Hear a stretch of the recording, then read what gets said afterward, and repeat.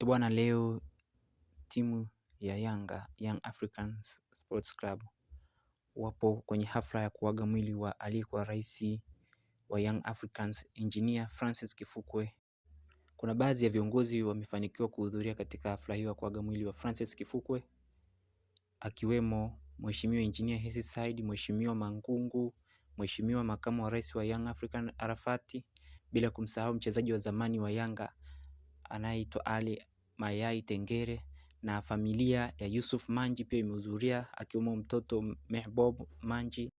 Sasa kuna jumbe mbalimbali zilizotolewa na viongozi wa Simba, viongozi wa Yanga, viongozi mbalimbali, wachezaji wa zamani, bila kusahau ujumbe kutoka kwa mwenyekiti wa Simba Sports Club Mheshimiwa Mangungu, na nitakusomea kama ifuatavyo.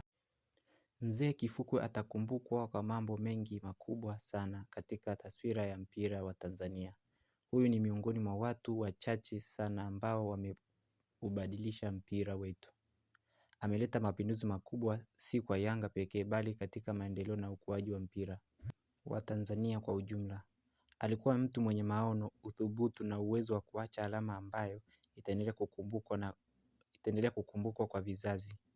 Hakika mchango wake katika soka letu hauwezi kufutika. Murtaza Mangungu, mwenyekiti wa Simba, na nukuu. Nitakusomea pia ujumbe kutoka kwa Engineer Hersi Said, rais wa Young African Sports Club. Ujumbe wake unasomeka hivi: awali ya yote nimshukuru Mwenyezi Mungu kwa kutujalia kufika katika siku hii. Nawashukuru sana wanafamilia kwa kuruhusu klabu ya Yanga kuandaa ibada maalum ya kumwaga mzee Kifukwe. Tunafahamu kuwa wanafamilia walikuwa na ratiba zao na majukumu mbalimbali, lakini kwa upekee wao wameturuhusu sisi kama klabu ya Yanga kupata nafasi ya kumwaga mpendo wetu. Tunawashukuru sana kwa heshima hii kubwa. Engineer Hersi Said, na nukuu.